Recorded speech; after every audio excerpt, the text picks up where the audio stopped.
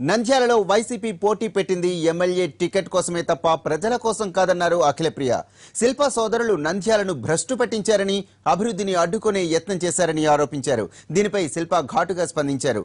భూమా కుటుంబ సభ్యులు ఎలాంటి అభివృద్ధి చేశారో అందరికీ తెలుసునని ఎద్దేవా చేశారు. పోటీ ఎందుకు పెట్టినారంటే ఎమ్మెల్యే టికెట్ కోసమే గానీ మీకోసం కాదు. ఈరోజు 13 సంవత్సరాలు నంద్యాలను భ్రష్టు పట్టించినారు. పెన్షన్లు ఇవ్వరు, రేషన్ కార్డులు లేక, రోడ్లు లేక, రోడ్డు వైడింగ్ జరగక, పేదవాళ్ళు ఇల్లు కట్టుకోలేక ఎన్ని ఇబ్బందులు పెట్టారో ప్రజలందరికీ మీరందరికీ తెలుసు.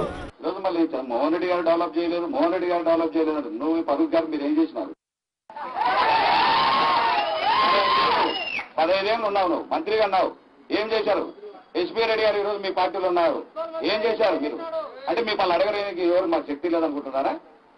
ఇష్టం వచ్చినట్టు నోటికి వచ్చినట్టు మాట్లాడతారా మీరు? ఇష్టం వచ్చినట్టు